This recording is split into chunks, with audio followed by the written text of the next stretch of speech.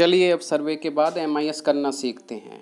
हमारा जो बैच है उसको ऑनलाइन करते हैं और हमारे बैच में जो पढ़ रहे हैं सभी लर्नर्स उनका रजिस्ट्रेशन करते हैं। तो सबसे पहले आप अपनी एप्लीकेशन में आ जाइए। उसके बाद में आपका नाम दिखाई देता है, शिक्षा प्लस फोल्डर दिखाई देता है, इस पर क्लिक करना है आपको। तो आपको एक फ़ोल्डर दिखाई देगा शिक्षा प्लस एमआईएस, इसी में आपको एमआईएस करना है। तो इस पर हम क्लिक करते हैं, ये डिटेल खुल जाती है। तो सबसे पहले हमें क्या करना है, ऐड न्यू फॉर्म, इस पर क्लिक करेंगे। ठीक है, अब एमआईएस करने के लिए हम आपको बैच आईडी देते हैं। तो आपकी बैच आईडी आपको पता होगी, तो सबसे पहले आप अपनी बैच आईडी सेलेक्ट कर लीजिए। फर्स्ट बैच का कर रहे हैं आप एमआईएस, तो फर्स्ट बैच की बैच आईडी को सेलेक्ट करेंगे। तो यहाँ है सबसे फर्स्ट बैच आईडी है 2310। अब हम देखेंगे कि हमारा बैच में सिर्फ पुरुषों का बैच है, मेल है फीमेल है या मिक्स पढ़ रहे हैं हमारे इस बैच में। तो हमारा जो बैच है टोटल महिलाएं पढ़ रही हैं, यानी फीमेल बैच है। फिर कितनी महिलाएं पढ़ रही हैं हमारे बैच में, यहाँ नंबर ऑफ लर्नर्स आ जाते हैं और फिर उनके नेम सेलेक्ट करके हम यहाँ एमआईएस करेंगे। तो हमारे बैच में 15 लोग हैं, तो 15 लोगों के नाम हम यहाँ सेलेक्ट करेंगे 7 नंबर पर। तो ये इस पर हम क्लिक कर देते हैं। तो अंदर नाम आगे पीछे भी हो सकते हैं, और या फिर आपको नहीं मिल रहे तो आप सर्च भी कर सकते हैं यहाँ। ठीक है, सर्च करके भी आप देख सकते हैं। तो आपको सारे नाम आपके मिल जाएंगे जो आपने सर्वे में ऑनलाइन किए हैं। तो मैं 15 लोगों के नाम यहाँ सेलेक्ट कर लेता हूँ। मेरे बैच में पढ़ रही हैं ये।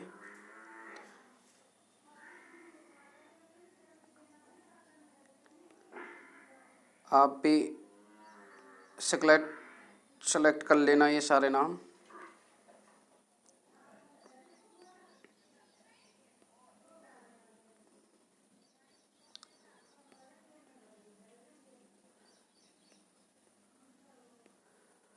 ध्यान से सेलेक्ट करने हैं आपको ये नाम।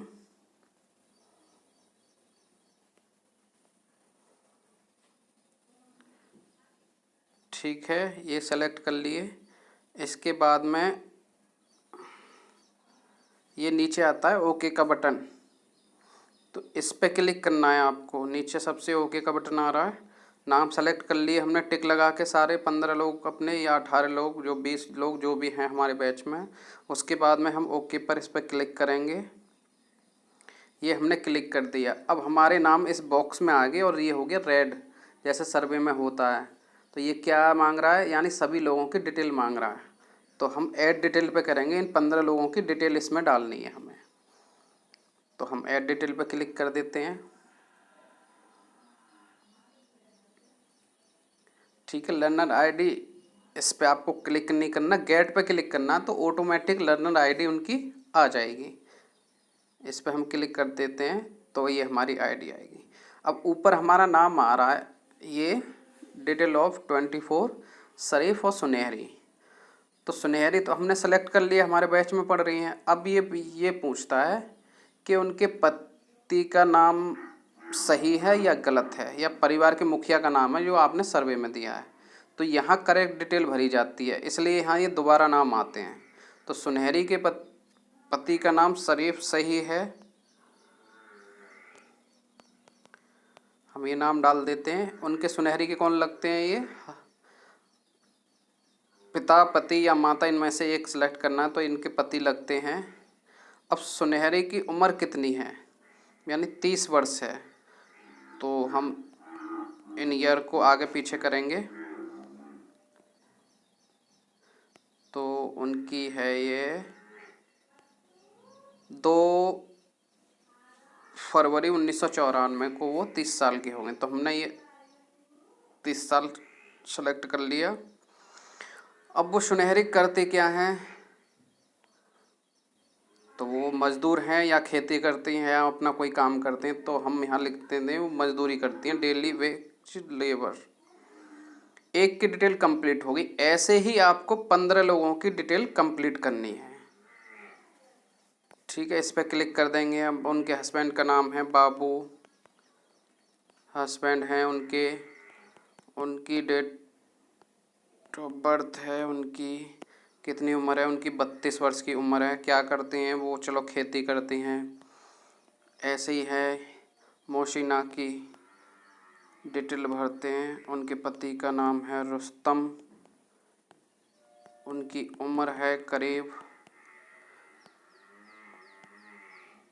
30 वर्ष। क्या करती हैं वो, खेती करती हैं।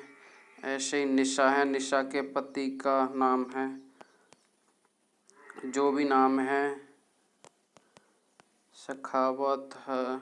उनकी फिर उम्र कितनी है, 21 वर्ष उनकी उम्र है। क्या करती हैं वो कोई काम नहीं करते तो अनएम्प्लॉयड कर देंगे, या फिर होम में गृहिणी हैं, खाना पीना वही है, अपने घर कोई काम नहीं करते। शायदा, शायदा के पति का नाम ताहिर सही है तो ताहिर लिख देंगे। फिर उनकी उम्र देखेंगे कितनी उम्र है उनकी।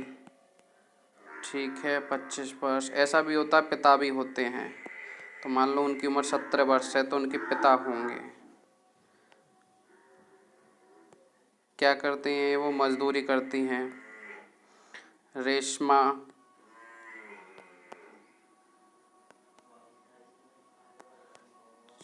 उनके पति का नाम भर देंगे यहाँ, उनकी उम्र डालेंगे फिर। ठीक है, 35 वर्ष की उम्र है। क्या करती हैं वो, मजदूरी करती हैं। ये है रेशमा, उनके पति का नाम हारून है। स्पेलिंग सही डालेंगे। उम्र क्या है उनकी, 22 वर्ष। क्या करती हैं, मजदूरी करती हैं। आशिया, इनके पति का नाम है चमन, इनकी उम्र कितनी है, 31 वर्ष उम्र है इनकी। क्या करती हैं ये, खेती करती हैं। अफसाना, ये हैं शरीफ, हस्बैंड हैं इनके, इनकी उम्र 28 वर्ष है। ये भी मजदूरी करते हैं। मेरे इसमें सर्वे फॉर्म में एक मुस्लिम गाँव का पूरा सर्वे फॉर्म ऑनलाइन है, इसलिए मेरे इसमें सभी मुस्लिम लोगों के नाम आ रहे हैं अधिकतर। तो आपके यहाँ तो आगे पीछे कोई भी नाम आ सकता है, A to Z सारे कास्ट के लोग मिल सकते हैं, सारे धर्म के लोग मिल सकते हैं। इनके हस्बैंड है ताजुद्दीन,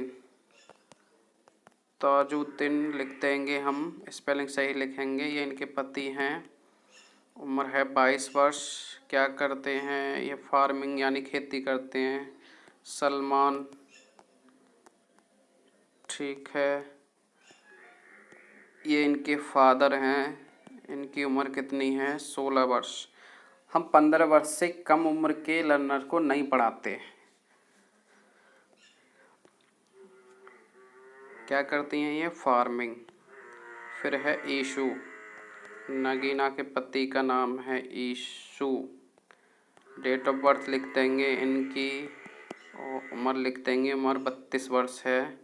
फिर लास्ट में ये क्या करते हैं, फार्मिंग। ठीक है, ये हमने कंप्लीट कर लिया 15 लोगों के सारे। फिर इसको हम करेंगे ओके, ओके कर दिया हमने। फिर 8 नंबर पर ये मांगता है बैच फॉर्मेशन डेट। तो बैच फॉर्मेशन डेट आपकी वो है जो बेस लाइन से पहले की जो डेट है, पहला दूसरा दिन जो है बेस लाइन से। 4 दिन हमारे डेमो के होते हैं। तो पहले दिन हम डेमो में अपने प्रोग्राम के बारे में बताते हैं, प्री टेस्ट वगैरह कराते हैं। फिर तीसरे दिन हम बेस लाइन कराते हैं। तो तब हमारा बैच बनता है, जो पहला दिन होता है हमारा, वही हमारा बैच फॉर्मेशन डेट है। तो बेस लाइन से पहले की जो डेट है वो डेट हम इसमें डाल देंगे। वो डेट हमने यहाँ डाल दी। ठीक है, बैच फॉर्मेशन डेट हमने डाल दी 2 अगस्त। 2 अगस्त को उनका बैच बन गया था। अब 6 अगस्त से उन्होंने पढ़ाया था। ठीक है, उसके बाद में यहाँ अपना नाम ढूंढना है। हमारे जो अभी नाम आ रहे हैं वो RST से आ रहे हैं, रास्ता शिक्षा प्लस ये आता है हमारा।